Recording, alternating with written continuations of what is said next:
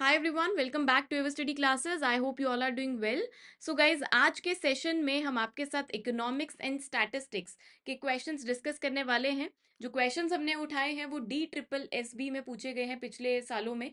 सो DSSB के PYQs को हम कवर अप करने वाले हैं इस सेशन में, जो कि इकोनॉमिक्स एंड स्टैटिस्टिक्स सब्जेक्ट से पूछे गए हैं। सो बहुत सारे क्वेश्चंस हम डिस्कस करेंगे इस सेशन में, जिससे आपकी प्रैक्टिस जो है बहुत अच्छे होने वाली है एग्जामिनेशन को लेके। तो चलिए जी, स्टार्ट करते हैं अपनी डिस्कशन को। स्टार्ट करने से पहले एक बार आपको कोर्स के बारे में बता देते हैं। जो भी लर्नर नया जुड़ा है हमारे साथ, उसे DSSB PhD कॉमर्स का कोर्स हमारी साइट पर मिल जाएगा। सो कंप्लीट कोर्स भी अवेलेबल है और इसके साथ साथ हमारे पास क्वेश्चन बैंक भी अवेलेबल है। सो ये कोर्स के डिटेल है। इसको और डिटेल में चेक करने के लिए आप हमारी वेबसाइट विजिट करिए www.everstudy.co.in पर जाकर। चलिए जी, तो स्टार्ट करते हैं अपनी डिस्कशन को। सो क्वेश्चन है आपकी स्क्रीन पे, a curve which shows the sum of the quantities that all consumers in a particular market would be willing and able to purchase at various prices is called. ऐसा कौन सा curve है जो हमें बताता है कि एक कंज्यूमर जो है वेरियस प्राइजेस पे इतनी इतनी कॉरेस्पॉन्डेंस क्वांटिटी डिमांड जो है कर सकता है।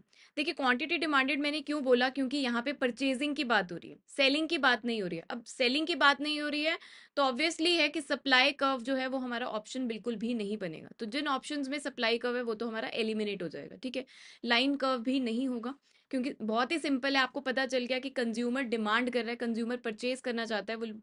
ठीक है, तो अब डिफरेंट प्राइजेस की बात करते हैं। जैसे 2, 4, 6, 8 हमने ले लिया प्राइजेस है, उसके कॉरेस्पॉन्डेंस जब प्राइस 2 है तो क्वांटिटी वो डिमांड कर रहा है 10। ठीक है, ऐसे ही जब प्राइस 4 है तो हमारे पास क्वांटिटी डिमांडेड कम हो जाती है। ठीक है, इस तरीके से।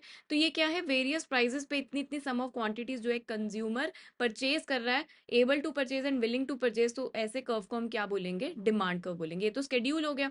ठीक है, अब इसी का अगर हम इसी को प्लॉट करेंगे हम ग्राफ पे, तो हमारे पास क्या आएगा, डिमांड कर्व निकल के आएगा। That is inverse sloping, downward sloping, और इनवर्स रिलेशनशिप होता है हमारा प्राइस और क्वांटिटी डिमांडेड के बीच में।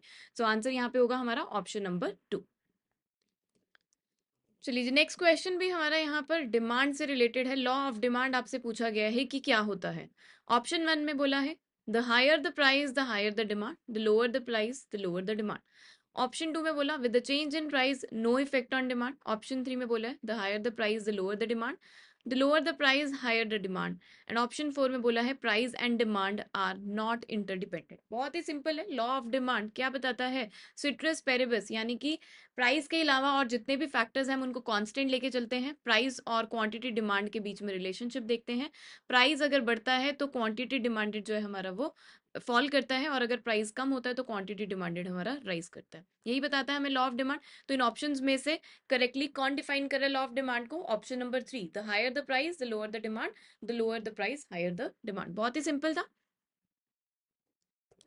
नेक्स्ट क्वेश्चन पर आते हैं। Dash elasticity of demand measures the responsiveness of the quantity sold to changes in the products prices. So यहाँ पे इलास्टिसिटी ऑफ डिमांड की बात हो रही है, तो क्वांटिटी डिमांडेड होना चाहिए था। यहाँ पे क्वेश्चन में थोड़ी सी गड़बड़ी है, यहाँ पे डिमांडेड होना चाहिए था। सो प्रोडक्ट के प्राइस में चेंज आने से क्वांटिटी डिमांडेड में चेंज देखने को मिल रहा है। क्वांटिटी डिमांडेड कितने से रिस्पॉन्ड कर रही है, ऐसा कौन मेजर करेगा। Option 1 supply elasticity of demand, option 2 product elasticity of demand, option 3 price elasticity of demand, option 4 income elasticity of demand. So question देखते ही समझ में आ जाता है कि क्या आंसर यहाँ पे होगा। कौन से वेरिएबल चेंज कर रहा है, प्रोडक्ट का प्राइस, कॉमोडिटी का प्राइस चेंज कर रहा है, उससे आपको क्वांटिटी डिमांडेड में चेंजेस देखने को मिल रहे हैं, या कितने से रिस्पॉन्ड कर रही है, ऐसा कौन मेजर करेगा, प्राइस इलास्टिसिटी ऑफ डिमांड। अगर यहाँ पे होता कि कंज्यूमर का इनकम चेंज हो रहा है, कंज्यूमर के इनकम में चेंज होने से क्वांटिटी डिमांड किस तरीके से रिस्पॉन्ड कर रही है, तो वो क्या होता है, इनकम इलास्टिसिटी ऑफ डिमांड। ठीक है ना। सो वेरिएबल आपने देख लिया प्रोडक्ट प्राइस, तो इट मींस कि प्राइस इलास्टिसिटी ऑफ डिमांड यहाँ पर आंसर होगा। चलिए जी, आगे बढ़ते हैं। Which one of the following statements is not the characteristics of monopoly. Option 1 large number of sellers, option 2 prohibited entry and exit, option 3 lack of perfect knowledge, option 4 no close substitutes of the product. So option 1 देखते ही समझ में आ गया। Monopoly का मतलब ही क्या होता है, mono मतलब कि सिंगल, पोली मतलब सेलर। तो सिंगल सेलर होता है मोनोपोली के केस में, है ना। सिंगल सेलर होता है जो यूनिक प्रोडक्ट्स में डील कर रहा होता है, उसके क्लोज सब्स्टिट्यूट्स नहीं होते हैं। So option 1 is not the characteristics of the monopoly. कितना सिंपल था देखिए। Next question, what are the determinants of demand of any product. Demand determinants की बात यहाँ पर हो रही है कि कमोडिटी की जो डिमांड है उसको कौन कौन से फैक्टर्स अफेक्ट करते हैं, कौन कौन से वेरिएबल्स अफेक्ट करते हैं। ठीक है, तो डिफरेंट डिटर्मिनेंट्स यहाँ पर दिए गए हैं, income of the consumer, price of related goods, number of consumers in the market, attitude of consumers. So ये सभी के सभी फैक्टर्स जो है, सभी के सभी डिटर्मिनेंट्स जो हैं एक कमोडिटी की डिमांड को अफेक्ट करते हैं। कंज्यूमर की इनकम अगर ज़्यादा होगी तो वो डिमांड भी उस प्रोडक्ट की ज़्यादा करेगा, नॉर्मल गुड की ज़्यादा करेगा। अगर कम होगी तो नॉर्मल गुड की डिमांड कम हो जाएगी। प्राइस ऑफ रिलेटेड गुड्स में हम सब्सटीट्यूट गुड्स की बात और कॉम्प्लीमेंट्री गुड्स की बात भी करते हैं। ठीक है, जितने ज़्यादा कंज्यूमर्स होंगे मार्केट में उतनी ज़्यादा डिमांड भी बढ़ेगी अगर प्राइस कम होगा। कंज्यूमर का एटीट्यूड जो उसके टेस्ट एंड प्रेफरेंसेस ये भी अफेक्ट करते हैं कमोडिटी की डिमांड को। सो यहाँ पर सारे के सारे फैक्टर्स जो हमें गिवन है वो सभी डिटर्मिनेंट्स ऑफ डिमांड है। सो करेक्ट आंसर यहाँ पे होगा हमारे पास option number 2। Next question, price and total revenue move in dash direction in elastic demand. Price और टोटल रेवेन्यू आपसे पूछा गया है कि कौन सी डायरेक्शन में मूव करेंगे जब इलास्टिक डिमांड देखने को मिलती है। Option 1 opposite, option 2 same, option 3 they are not related, option 4 no effect. So price and total revenue का जो रिलेशनशिप है, हम एल्फ्रेड मार्शल ने जो टोटल आउटले मेथड दिया था, या जिसे हम टोटल एक्सपेंडिचर मेथड भी कहते हैं, टोटल रेवेन्यू मेथड भी देते हैं, वहां पर पढ़ते हैं, है ना। तीन प्रोपोजिशंस उन्होंने रखी थी कि अगर हमारे पास elasticity of demand greater than 1 है, elasticity of demand equal to 1 है, और elasticity of demand less than 1 है। तीन प्रोपोजिशंस उन्होंने रखी थी और उसे प्राइस और टोटल रिवेन्यू के रिलेशनशिप के थ्रू हमें बताया था। हमारे पास देखिए ये वाला डायग्राम, ये वाला हमारे पास शेड्यूल है। यहाँ पर देखिए प्राइस हमारा रिड्यूस कर रहा है, ठीक है, और टोटल आउटले यानी कि टोटल रिवेन्यू हमारी इंक्रीज कर रही है। तो ये हमारा कैसा कर्व होगा, यहाँ पर इलास्टिक डिमांड जो है वो ग्रेटर देन 1 इलास्टिक डिमांड होगा। ठीक है, और उसके बाद देखिए हमारे पास यहाँ इक्वल टू 1 है, जब हमारे पास कोई भी चेंज नहीं देखने को मिल रहा, प्राइस में जितना मर्जी चेंज है लेकिन टोटल आउटले जो है हमारा टोटल रिवेन्यू चेंज नहीं हो रहा है, तो यहाँ पर elasticity of demand equal to 1 होती है। और अगर हमारा प्राइस फॉल कर रहा है और उससे हमारा जो टोटल रिवेन्यू है वो भी फॉल कर रही है, या टोटल एक्सपेंडिचर भी फॉल कर रहा है, तो ऐसे में हमारे पास elasticity of demand less than 1 हो रही है। ठीक है, अब इलास्टिक डिमांड के केस में आपसे पूछा है कि प्राइस और टोटल रिवेन्यू किस तरीके से मूव करेंगे, तो वो ऑपोजिट डायरेक्शन में मूव करती है। सो यहाँ पे करेक्ट आंसर यहाँ पे होगा option number 1। Next question, what is the slope of positive supply curve. Positive supply curve आपसे पूछा है कैसी होती है। पॉजिटिव जो हमारा सप्लाई कर्व होता है वो वैसे भी पॉजिटिव होता है ना। तो इसकी मूवमेंट पूछिए कैसी होगी। Slopes up to the left होगा, slopes down to the left होगा, slopes down to the right होगा, या slopes up to the right होगा। देखिए डाउनवर्ड मूवमेंट तो नहीं होती, वो तो डिमांड कर्व में देखने को मिलती है। सप्लाई कर्व में पॉजिटिव स्लोपिंग होता है, और कैसे मूव करती है ये left to the right move करती है। तो slopes up to the right. So answer होगा यहाँ पर ऑप्शन नंबर 4।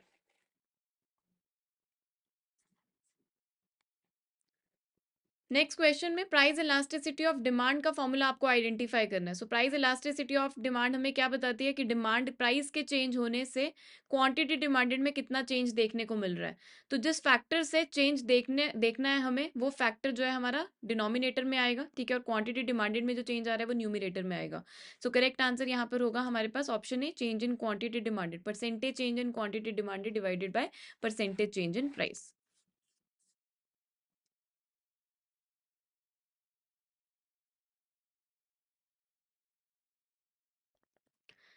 अगला सवाल, a firm that is the sole seller of a product without close substitutes is called. Option A monopoly, option B oligopoly, option C competition, option D bureaucracy. आपसे पूछा है soul seller है product का, कोई भी close substitutes available नहीं होते हैं उस प्रोडक्ट के, तो ऐसी मार्केट को हम कौन सी मार्केट कहेंगे। मोनोपोली मार्केट, बिल्कुल अभी बात की थी। मोनो मतलब सिंगल, पोली मतलब सेलर। सोल सेलर है, सिंगल सेलर है, यूनिक प्रोडक्ट्स में डील कर रहा है, कोई उसके क्लोज सब्सटीट्यूट्स नहीं है, पूरे का पूरा मार्केट कंट्रोल जो है उसी सेलर के पास है, तो ऐसी मार्केट को हम बोलेंगे मोनोपोली। सो करेक्ट आंसर होगा ऑप्शन ए।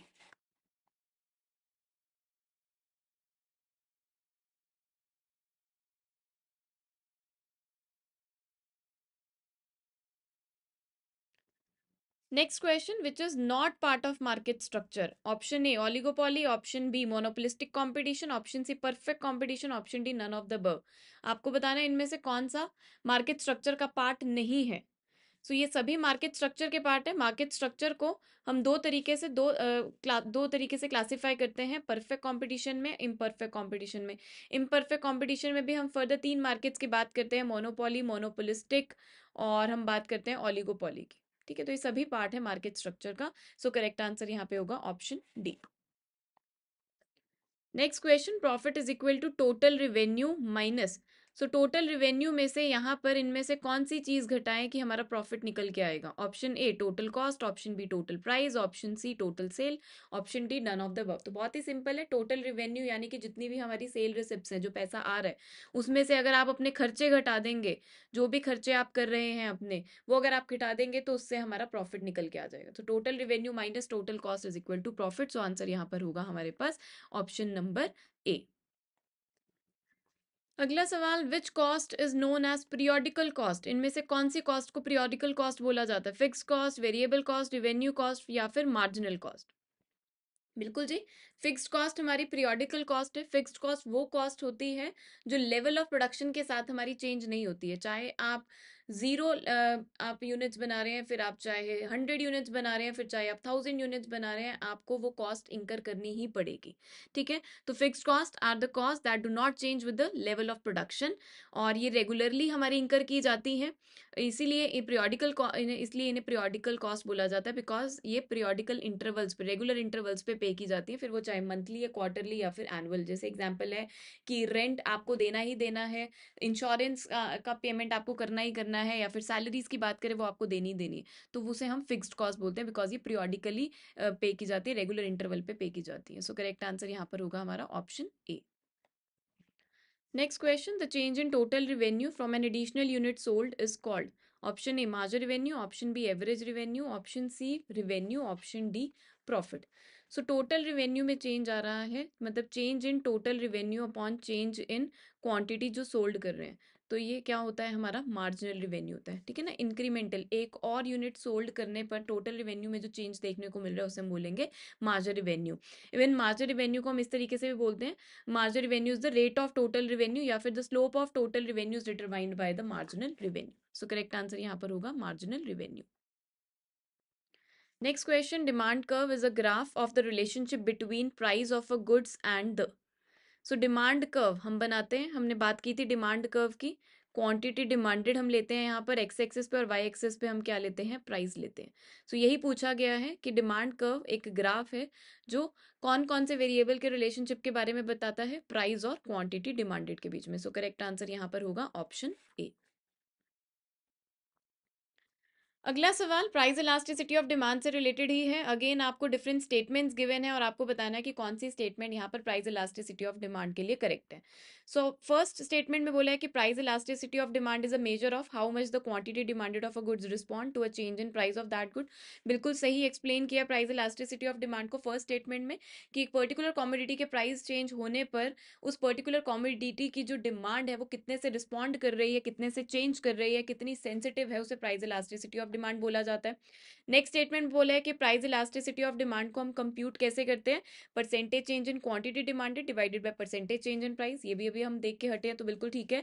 और सी स्टेटमेंट बोला है कि प्राइस इलास्टिसिटी ऑफ डिमांड जो है लॉन्ग रन में और शॉर्ट रन में डिफरेंट होती है, तो ये स्टेटमेंट भी हमारी बिल्कुल करेक्ट है।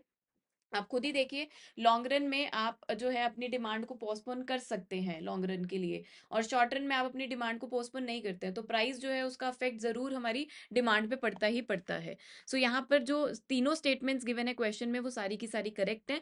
सो करेक्ट आंसर अकॉर्डिंगली ऑप्शन 4 बनेगा यहाँ पर। Next question, if one input is variable and all other inputs are fixed, the firm's production function exhibits the। आपको बताना है कि कौन सा प्रोडक्शन फंक्शन होगा जब हमारे पास एक इनपुट वेरिएबल है और बाकी सारे इनपुट्स जो हैं वो फिक्स्ड हैं। Option A law of variable proportion, option B law of capital proportion, option C law of supply, option D law of demand. So production function में हम दो तरह के लॉस पढ़ते हैं, लॉ ऑफ वेरिएबल प्रोपोर्शन और एक हम पढ़ते हैं law of returns to scale. Law of variable proportion हमारा शॉर्ट रन प्रोडक्शन फंक्शन है और law of returns to scale हमारा लॉन्ग रन प्रोडक्शन फंक्शन है। तो शॉर्ट रन प्रोडक्शन फंक्शन में एक इनपुट वेरिएबल और बाकी सारे फिक्स होते हैं। Law of returns to scale में सभी के सभी फैक्टर्स हम सभी के सभी फैक्टर्स वेरिएबल लेके चलते हैं। सो आंसर यहाँ पे क्या होगा हमारे पास, law of variable proportion.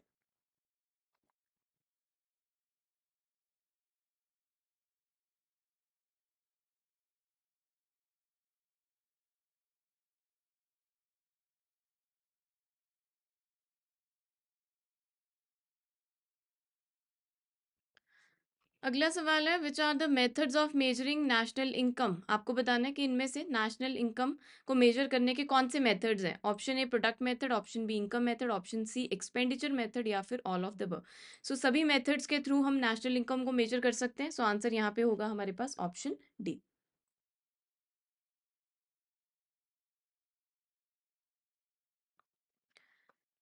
Next question price discrimination से रिलेटेड है। आपसे पूछा गया है यहाँ पर कि price discrimination occurs when variation in prices for a product in different markets does not reflect variation in option A cost, option B price, option C demand, option D all of the above. Price में तो variation है ही है ना। Price discrimination का मतलब क्या है कि आप सेम प्रोडक्ट के लिए डिफरेंट कंज्यूमर से डिफरेंट प्राइस चार्ज कर रहे हैं, तो प्राइस में तो वेरिएशन है ही है। तो आंसर में प्राइस तो हमारा बिल्कुल भी नहीं होगा। ठीक है, जब बी नहीं होगा तो डी ऑल ऑफ दीज भी नहीं हो सकता। ठीक है, और प्राइस डिस्क्रिमिनेशन हमारी कंडीशन होती है कि वहाँ पे जो इलास्टिसिटी ऑफ डिमांड है डिफरेंट मार्केट्स में वो डिफरेंट होनी चाहिए। तो डिमांड में भी वेरिएशन देखने को मिलेगी हमारे पास। ठीक है, तो किस में डिफरेंट वेरिएशन नहीं आएगी? कॉस्ट में, क्योंकि सेम प्रोडक्ट है, जो कॉस्टिंग लगी है प्रोडक्ट को बनाने के लिए वो सेम है, लेकिन उसी प्रोडक्ट के लिए हम डिफरेंट कंज्यूमर से डिफरेंट प्राइस चार्ज कर रहे हैं। ठीक है ना, तो वेरिएशन कहाँ देखने को नहीं मिलेगी? कॉस्ट में। तो आंसर होगा यहाँ पर option A. Next question market equilibrium of a commodity is determined by. So market equilibrium आपको बताना है कि कैसे डिटरमाइन किया जाता है। सो इक्विलिब्रियम पोजीशन हमारी कौन सी होती है? जब डिमांड सप्लाई के इक्वल होती है। सो डिमांड एंड सप्लाई जहाँ पे जिस पॉइंट पे इंटरसेक्ट करते हैं वो पॉइंट हमारा इक्विलिब्रियम पॉइंट होता है। ठीक है, सो ना तो सोलली एग्रीगेट डिमांड या एग्रीगेट सप्लाई या गवर्नमेंट इंटरवेंशन से डिटरमाइन की जाती है। मार्केट इक्विलिब्रियम जो है it is balancing of demand and supply position. So answer होगा option A. Next question, demand is a function of option A price, option B firm, option C product and option D cost. So आपको बताना है demand किसका function है। तो simply हम लिखते हैं डिमांड हमारा डिपेंडेंट वेरिएबल है। It is a function of बहुत सारे वेरिएबल्स जो डिमांड को अफेक्ट करते हैं वो यहाँ पर आते हैं। तो उसमें से price of own commodity one of the factor है, फिर प्राइस ऑफ रिलेटेड कॉमोडिटीज़ भी आता है, income of the consumer, expectations of the consumer. तो वो सारे डिफरेंट फैक्टर्स है, डिटर्मिनेंट्स है जो प्राइस को अफेक्ट करते हैं। सो यहाँ पर इन ऑप्शंस में से आपको चूज करना है, तो यहाँ पर आंसर होगा हमारा option A. Next question elasticity of demand measures the. Again similar lines पे ही क्वेश्चन है। ऑप्शन ए है sensitivity of sales to change in particular casual factor, option B sensitivity of production to change in particular cost and option C value of price and cost, option D volume of product. तो देखिए वैसे ambiguity तो है options में, जो options हमें दिए गए हैं वहाँ पे एम्बिग्यूटी है, क्योंकि जब हम इलास्टिसिटी ऑफ डिमांड की बात करें तो हम कह रहे हैं कि कोई भी कैजुअल फैक्टर या कोई भी ऐसा फैक्टर जो डिमांड को अफेक्ट करता है उसमें चेंज आने की वजह से डिमांड में कितना चेंज देखने को मिल रहा है। लेकिन अब ऑप्शंस इस तरीके से दिए गए हैं और आपको अप्रोप्रिएट ऑप्शन यहाँ पर चूज करना है, तो अप्रोप्रिएट जो हमारा आंसर है वो ऑप्शन ए के साथ जा रहा है, क्योंकि डिमांड चेंज होगी तो उससे सेल अफेक्ट होगी। सेल सेंसिटिव मतलब कि सेल में कितना चेंज देखने को मिल रहा है due to change in particular casual factor, तो सेल में अफेक्ट है, इट मीन्स कि हमारी डिमांड भी चेंज हो रही है। ठीक है, तो हम ऑप्शन ए के साथ इसे कोरिलेट कर सकते हैं। सो आंसर यहाँ पे होगा हमारा ऑप्शन ए। वैसे एम्बिग्यूटी है इस क्वेश्चन में, मैंने आपको बता दिया। अगला सवाल है an indifference curve is always. Indifference curve कैसा होता है? Option A vertical straight line, option B convex to the origin, option C concave to the origin और option D horizontal straight line. So indifference curve हमारा convex to the origin होता है और इसका reason क्या होता है? Diminishing marginal rate of substitution. Next is the total utilities maximum when. आपको बताना है टोटल यूटिलिटी मैक्सिमम कब होती है। सो ऑप्शन है margin utility zero when margin utility is equal to average utility, option C margin utility is highest, option D average utility is highest. तो बहुत ही सिंपल है, टोटल यूटिलिटी मैक्सिमम होती है जब मार्जिन यूटिलिटी हमारी zero होती है। आप यहाँ पे देखिए डायग्राम में, ये टोटल यूटिलिटी है, यहाँ पर हमारे पास मार्जिन यूटिलिटी है। सो मार्जिन यूटिलिटी जब जीरो है तो टोटल यूटिलिटी हमारी मैक्सिमम है। मार्जिन यूटिलिटी जब ग्रेटर देन जीरो है तो टोटल यूटिलिटी हमारी पॉजिटिव होती है, और जब margin utility less than zero है तो टोटल यूटिलिटी जो है वो डिमिनिशिंग नेचर की होती है। ठीक है जी, सो आंसर यहाँ पर होगा हमारा option A. Next question consumer surplus is highest in case of. आपको बताना है कि कंज्यूमर सरप्लस जो है सबसे ज्यादा इनमें से कौन से केस में देखने को मिलता है। Option A necessities, option B luxuries, option C comforts and option D conventional necessities. पहले तो आप देखिए कि कंज्यूमर सरप्लस का मतलब क्या है। कंज्यूमर सरप्लस का मतलब है कि what consumer is willing to pay minus what he is actual paying, है ना। Willing to pay minus what is actually paying, इसका जो डिफरेंस है वो कंज्यूमर सरप्लस है। ठीक है, अब आपको बताना है कि कौन से केस में सबसे ज्यादा देखने को मिलता है। कन्वेंशनल नेसेसिटीज को लेके आपने कंफ्यूज नहीं होना। कन्वेंशनल नेसेसिटीज सिंपल जो सोशल कस्टम्स को लेके सोशल स्ट्राटा से बिलोंग करती हैं। जैसे हम मैरिजेस में हम बात करते हैं, डाउरी की बात करते हैं, वैसे तो ठीक है एक्सेप्टेबल नहीं होता, बट स्टिल आप रिलेटिव मैरिज में रिलेटिव्स को एंटरटेन करने के लिए कुछ ना कुछ देते हैं, कुछ गिफ्ट्स देते हैं, कुछ हैवी गिफ्ट्स देते हैं, तो वो कन्वेंशनल नेसेसिटीज हो गई हमारी। ठीक है, जो जरूरी नहीं है बट एक सोशल बिलोंगिंगनेस को लेके बनी हुई है। अब देखिए कंज्यूमर सरप्लस सबसे ज्यादा कौन से केस में होगा, तो यहाँ आंसर होगा ऑप्शन ए, नेसेसिटीज के केस में सबसे ज्यादा देखने को मिलता है। क्योंकि कोई भी ऐसी इमरजेंसी सिचुएशन आपके सामने आ गई, लेकिन आप जो है ज्यादा पे करने के लिए तैयार है उसको टैकल करने के लिए, या कोई ऐसा फैमिली मेंबर बीमार है, एडजेसेंट मेंबर बीमार है, तो उसको आप इमरजेंसी ट्रीटमेंट देने के लिए तैयार है। ठीक है, तो आप कुछ भी पे करने के लिए तैयार है, लेकिन आपको कम पे करना पड़ रहा है उसके बदले, उसका जो डिफरेंस है वो कंज्यूमर सरप्लस है। तो नेसेसिटीज के केस में जो है आपका कंज्यूमर सरप्लस सबसे ज्यादा देखने को मिलता है। Next question, profits are maximized at a point. Option A MR is equal to MC, या फिर मार्जिन रिवेन्यू मार्जिन कॉस्ट से ज्यादा है। ऑप्शन सी में मार्जिन रिवेन्यू अगर लेस देन MC है, या ऑप्शन डी में average cost is greater than MC। सो हम MR MC अप्रोच पढ़ते हैं। सो वहां पर हम बात करते हैं दो कंडीशंस की। एक तो होता है कि MR MC के इक्वल होनी चाहिए, वहां पर हमारा प्रॉफिट्स मैक्सिमाइज होता है। इसके साथ हमारी एक असेंशियल कंडीशन होती है कि MC cuts MR from below. वो यहाँ पर मेंशन नहीं है, बट जो हमारी मेन कंडीशन यहाँ पर दी हुई है कि MR MC के इक्वल होनी चाहिए। ठीक है जी, तो आंसर होगा यहाँ पर ऑप्शन ए। अगले सवाल पर आते हैं। Economics can not be considered as a perfect science because option A human behaviour is unpredictable, option B it is difficult to make correct prediction of economic variables, option C economist do not have common opinion about a particular economic event, and option D all of the three. So economics को perfect science इसलिए नहीं बोला जाता है because जो human का behaviour है वो अनप्रिडिक्टेबल है, डायनेमिक है। ठीक है, ह्यूमन का बिहेवियर जो है वो चेंज, हम किसकी बात करते हैं इकोनॉमिक्स में, हम करते हैं कि कैसे एक इंडिविजुअल जो है अपने अनलिमिटेड वांट्स को सेटिस्फाई करेगा विद द स्कार्स रिसोर्सेज, है ना। तो उसके बिहेवियर को स्टडी करने को हम कहते हैं इकोनॉमिक्स। तो जिसका बिहेवियर हम स्टडी कर रहे हैं वो अनप्रिडिक्टेबल है, इसीलिए उसको परफेक्ट साइंस जो है नहीं बोला जाता इकोनॉमिक्स के। सो आंसर होगा यहाँ पर ऑप्शन ए।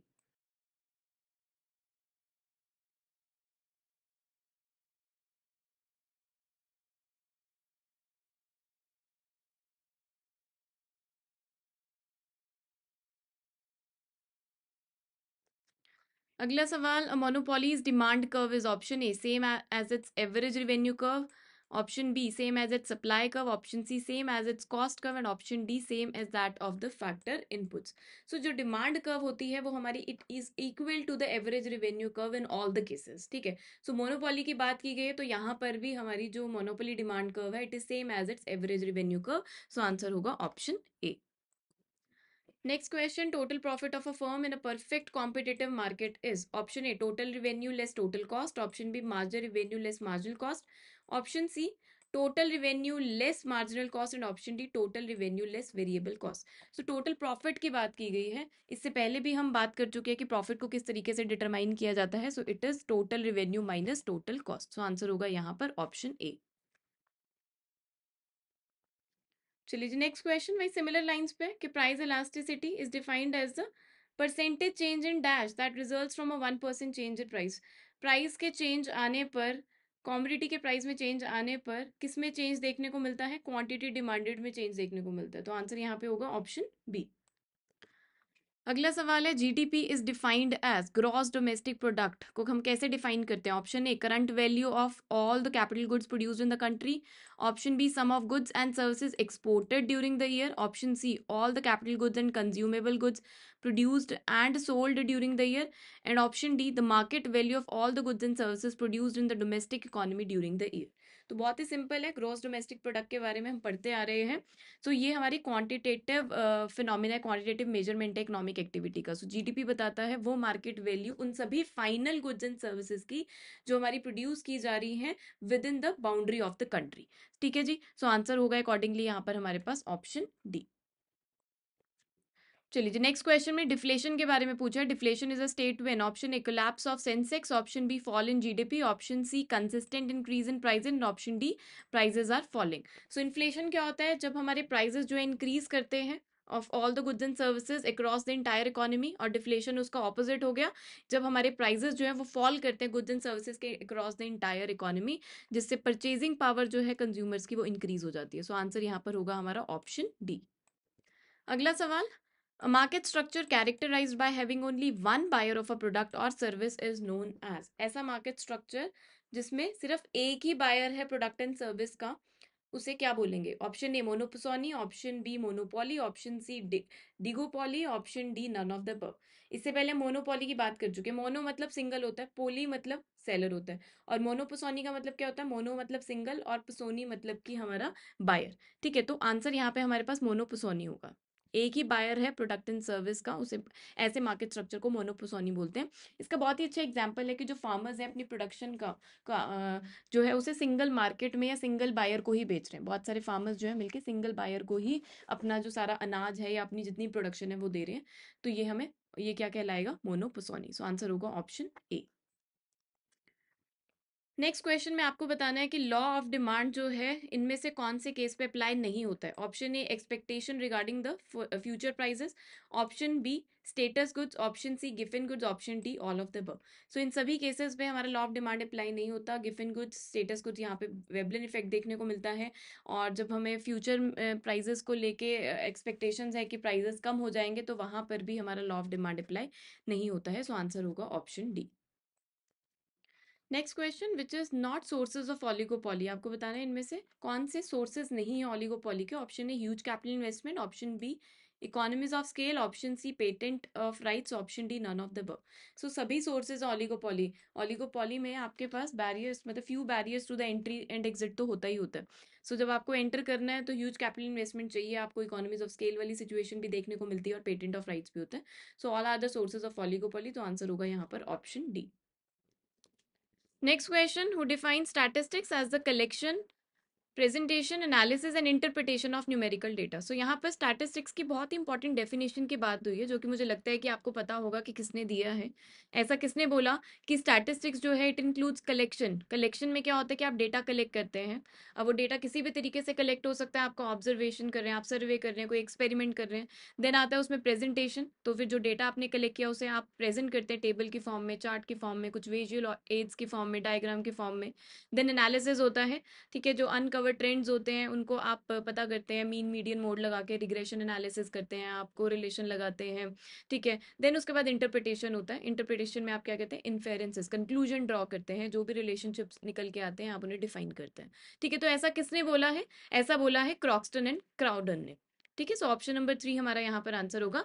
सेलिग्मैन की बात करें तो इन्होंने मेथड्स की बात करी है कि statistics is a method of collecting, presenting, analysis and interpreting the data, ठीक है। लेकिन इसे प्रॉपरली जो है डिफाइन किसने किया है? क्रॉक्सटन एंड काउडन ने। अगला सवाल रिग्रेशन एनालिसिस से रिलेटेड है।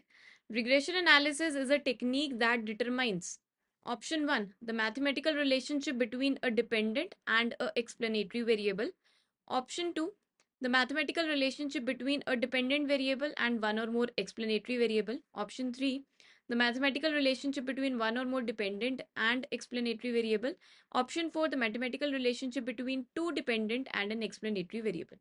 अब आपको पता है कि रिग्रेशन एनालिसिस एक ऐसा टेक्निक है जो डिटरमाइन करता है relationship between dependent variable and independent variable, ठीक है। तो एक्सप्लेनेटरी वेरिएबल से आपने कंफ्यूज नहीं होना। यहाँ पे एक्सप्लेनेटरी वेरिएबल का मतलब क्या है? Independent variable. और भी नाम होते हैं इंडिपेंडेंट वेरिएबल के, जैसे predictor variable, controlled variable, manipulated variable, तो ये नाम आपको याद होने चाहिए।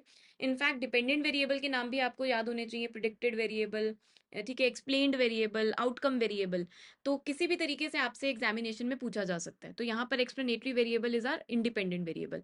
अब ऑप्शन जिस तरीके से दिए गए हैं, आपको पूछा है पहले ऑप्शन में कि एक डिपेंडेंट और एक इंडिपेंडेंट वेरिएबल के बीच में रिलेशनशिप देखता है रिग्रेशन एनालिसिस, या फिर एक डिपेंडेंट और बहुत सारे इंडिपेंडेंट वेरिएबल हो सकते हैं, या फिर बहुत सारे डिपेंडेंट और बहुत सारे इंडिपेंडेंट वेरिएबल, या फिर दो डिपेंडेंट और एक एक्सप्लेनेटरी वेरिएबल। अब आपको बताना है यहाँ पर करेक्ट आंसर क्या होने वाला है। देखिए रिग्रेशन एनालिसिस जो है एक डिपेंडेंट वेरिएबल और बहुत सारे इंडिपेंडेंट वेरिएबल हो सकते हैं।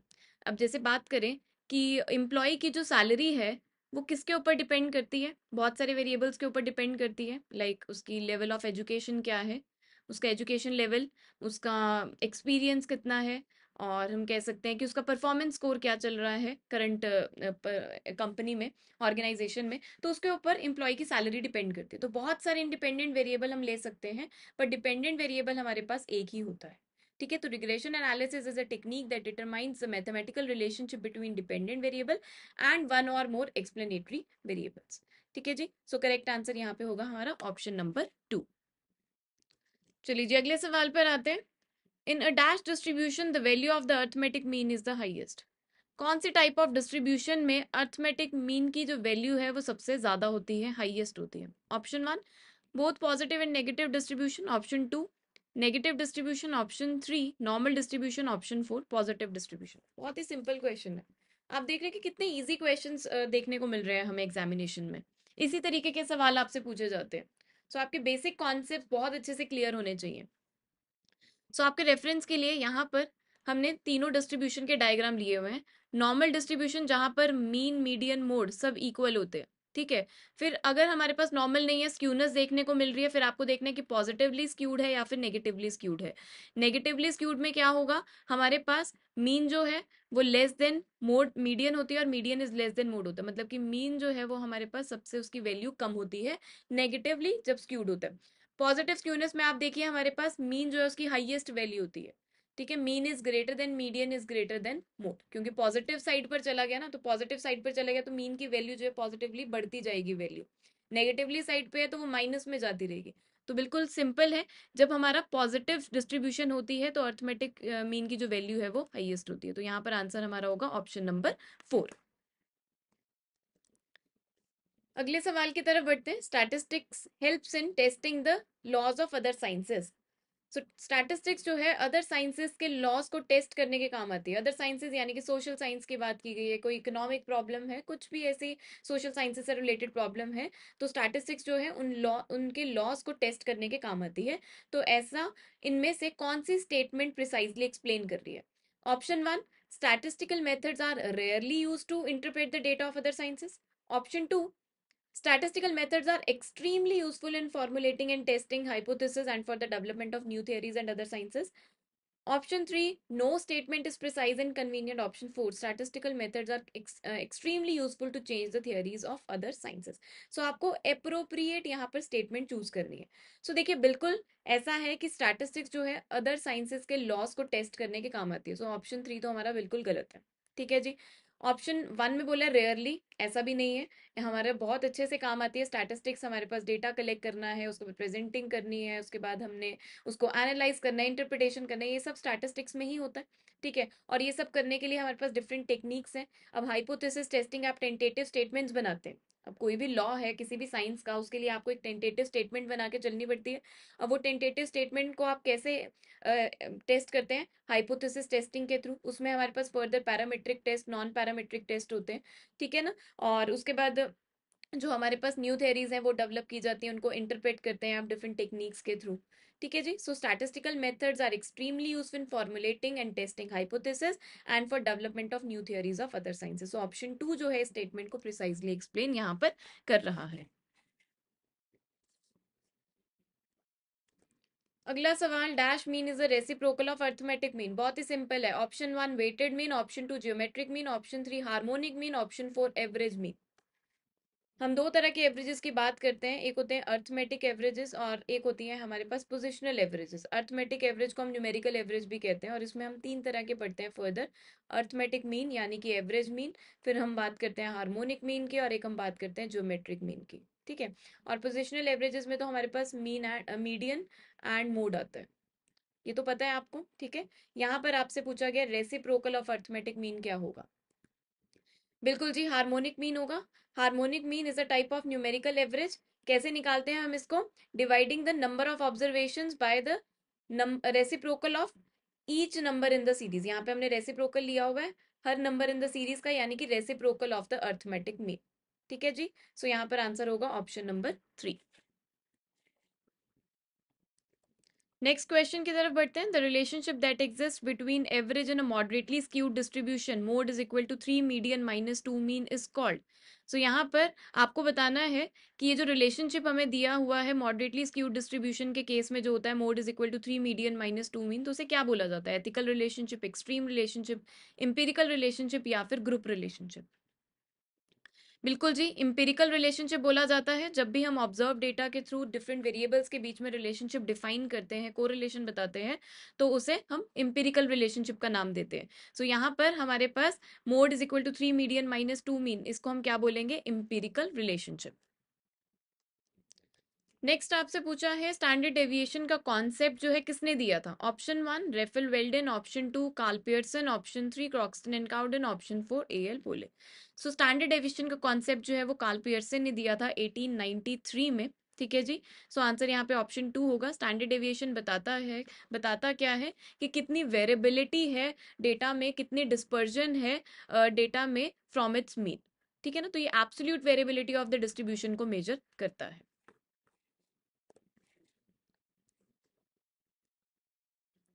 Next question, tabulation of data is a option A need of statistics, option B function of statistics, option C objective of statistics and option D A and B both.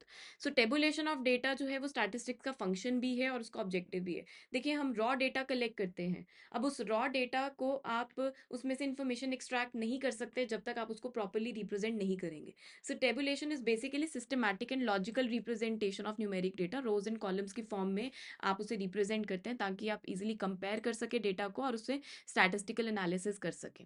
ठीक है, तभी आप information जो है necessary information extract कर पाएंगे। सो answer यहाँ पे होगा option D. Next question, hypothesis is option A, a statement about the population, option B, a tool of calculation, option C, a tool of auditing, option D, a tool of production। बहुत ही simple है। hypothesis क्या होते हैं? Tentative statements होती हैं हमारी about the population, तो जिसे हमें वेरीफाई करना होता है डिफरेंट टेस्ट अप्लाई करके। ठीक है जी। सो आंसर यहाँ पे होगा हमारा option A, a statement about the population. Next question, which one of the following is not included under the characteristics of useful hypothesis? So option A है related with available technique, option B empiricism, option C related with existing theories and option D sampling. So sampling जो it is not included under the characteristics of useful hypothesis because sampling is itself a method of research। ठीक है ना, sampling खुद एक method है in research, it is not the characteristic of useful hypothesis. जो hypothesis है वो हमारा रिलेटेड है विद अवेलेबल टेक्निक है। एम्पिरिसिज्म इसमें आता है कि ऑब्जर्वेशन के थ्रू जो है आप डेटा को एनालाइज करते हैं and related with existing theories. अगला सवाल है, which of the following is are the tool of measure of the variation of the items? So variation of the items को आपको मेजर करना है तो कौन सा टूल यूज किया जाता है? Option A mean, option B dispersion, option C mode या फिर हाइपोथेसिस। बहुत ही सिंपल है, डिस्पर्जन। डिस्पर्जन का मतलब क्या है कि जो डेटा है आपका विद इन द आइटम्स उसमें कितनी वेरिएबिलिटी देखने को मिल रही है अराउंड द मीन। ठीक है, तो वो मेजर करने के लिए हम क्या यूज करते हैं? डिस्पर्जन। सो आंसर होगा option B. Next question, which of these is a method of collecting primary data? Primary data को कलेक्ट करने के मेथड्स आपको यहाँ पर बताने हैं। Number 1 personal interview, number 2 schedule, number 3 through local reports and respondents. So primary data कैसा data होता है? जब आप ओरिजिनल सोर्स से इन्फॉर्मेशन कलेक्ट कर रहे हैं, जो फर्स्ट हैंड इन्फॉर्मेशन होती है वो हमारा प्राइमरी डेटा कहलाता है। सो बहुत सारे मेथड्स हैं। आप पर्सनल इंटरव्यू कर रहे हैं, आप स्केड्यूल के थ्रू या क्वेश्चनेयर मेल कर रहे हैं, टेलीफोनिक इंटरव्यू कर रहे हैं, लोकल रिपोर्ट इन कॉरेस्पॉन्डेंस के थ्रू ही आप डेटा कलेक्ट कर रहे हैं, फर्स्ट हैंड इन्फॉर्मेशन है वो हमारी। तो ये सभी मेथड्स हैं प्राइमरी डेटा को कलेक्ट करने के। सो आंसर यहाँ पर अकॉर्डिंगली बनेगा option 1।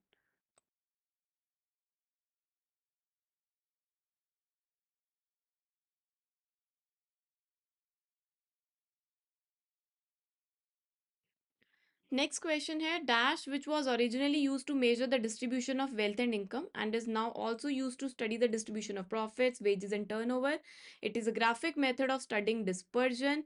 It is a double cumulative percentage graph use in determining the extent of inequality of item. So basically आपको सब कुछ बता दिया उस कर्व के बारे में कि it is a method of studying dispersion, it is a double cumulative percentage graph, originally distribution of wealth और इनकम इनइक्वालिटी इक्वालिटी को मेजर करने के लिए यूज किया जाता था और अब distribution of profits, wages and turnover के लिए भी यूज किया जाता है। तो ऐसे कर्व को हम बोलते हैं लॉरेंस कर्व। सो आंसर होगा हमारा ऑप्शन 2। नेक्स्ट क्वेश्चन है, according to whom statistics are numerical statements of facts in any department of inquiry placed in relation to each other. So कुछ ऐसी definitions है जो काफ़ी फेमस है स्टैटिस्टिक्स की, काफ़ी इंपॉर्टेंट भी है, जिसके बारे में आपको पता होना चाहिए कि किसने दिया है, ठीक है ना। सो ये डेफिनेशन जो है हमारी बोले ने दी है, सो आंसर होगा यहाँ पे ऑप्शन 1। नेक्स्ट क्वेश्चन है, a graph of frequency distribution depicting cumulative frequencies is. So ऐसे ग्राफ को हम क्या नाम देते हैं जो हमारा क्यूमुलेटिव फ्रीक्वेंसीज के थ्रू हम जिसे डिपिक्ट करते हैं हमारी फ्रीक्वेंसी डिस्ट्रीब्यूशन को। सो ऑप्शन 1 है ऑजाइव, ऑप्शन 2 है विस्कस ग्राफ, ऑप्शन 3 हिस्टोरियोग्राम, ऑप्शन 4 है हमारे पास मिक्स्ड ग्राफ। सो आंसर होगा ऑजाइव, ठीक है। ऑजाइव जो है वो हमारे ऐसे कर्व होते हैं जो हमारे क्यूमुलेटिव फ्रीक्वेंसी डिस्ट्रीब्यूशन से बने होते हैं, या फिर हम कहते हैं क्यूमुलेटिव रिलेटिव फ्रीक्वेंसी डिस्ट्रीब्यूशन से। हिस्टोग्राम तो हमारा क्या होता है, कैसे हम उसको रिप्रेजेंट करते हैं, सेट ऑफ रेक्टेंगल्स जो होते हैं एडजेसेंट टू ईच अदर, और हर बार जो होता है हमारा रेक्टेंगुलर बार जो होता है कुछ काइंड ऑफ डेटा रिप्रेजेंट करता है। और विस्कस ग्राफ की बात करें तो ये विस्कस प्लॉट होते हैं, हम इसमें बॉक्स प्लॉट करते हैं विजुअली डिस्प्ले करने के लिए ग्रुप्स को न्यूमेरिकल डेटा के through their quartiles. So answer होगा यहाँ पे। नेक्स्ट क्वेश्चन, आपको फॉल्स स्टेटमेंट चूज करनी है। ऑप्शन 1 है comparison of two sets of data can only be done by relative measure of dispersion. दो तरह के डिस्पर्जन हम पढ़ते हैं, रिलेटिव और एब्सोल्यूट, लेकिन जब कंपैरिजन की बात होती है तो हम रिलेटिव मेजर ऑफ डिस्पर्जन को यूज करते हैं, तो ये स्टेटमेंट हमारी करेक्ट है। नेक्स्ट एक गुड मेजर ऑफ डिस्पर्जन वो होता है जिसमें all the items of the data को हम कंसीडर करते हैं, तो ये स्टेटमेंट भी बिल्कुल ठीक है। नेक्स्ट बोला गया है कि variability items itself may be sometimes use in decision making. बिल्कुल, डिसीजन मेकिंग में आपको हेल्प करता है वेरिएबिलिटी। आपको कोई रिस्क इन्वेस्टमेंट से रिलेटेड डिसीजन लेना है और आपको कोई फ्यूचर प्रिडिक्शन करनी है, तो वहाँ पे वेरिएबिलिटी जो है आपको हेल्प करती है डिसीजन मेकिंग में। और फोर्थ स्टेटमेंट बोले तो only purpose of measuring dispersion is to assess the reliability of an average. ऐसा नहीं है, बहुत सारी एप्लीकेशंस हैं डिस्पर्जन को जब हम मेजर करते हैं, कि एक तो वही हो गया कि स्प्रेड ऑफ द डेटा आप देख रहे हैं, वेरिएबिलिटी ऑफ द डेटा आप देख रहे हैं, उसके अलावा और आपको इकोनॉमिक ट्रेंड्स जो हैं उनको असेस करना है, वहाँ पर भी आप जो है डिस्पर्जन को यूज़ करते हैं। सो फोर्थ स्टेटमेंट यहाँ पर हमारी जो है फॉल्स है, बाकी स्टेटमेंट्स करेक्ट है, सो अकॉर्डिंगली आंसर बनेगा ऑप्शन नंबर 4। तो गाइज ये थी हमारी आज की डिस्कशन, जहाँ पर हम DSSS PGT कॉमर्स को टारगेट कर रहे हैं। उस एग्जामिनेशन से रिलेटेड आज हमने इकोनॉमिक्स एंड स्टैटिस्टिक्स के काफ़ी क्वेश्चंस आपके साथ डिस्कस किए। So I hope you find the discussion very fruitful. So इसके साथ यहाँ पर मैं आपसे विदा लेती हूँ, नेक्स्ट सेशन में मिलते हैं जल्दी। Till then bye bye, take care and all the best.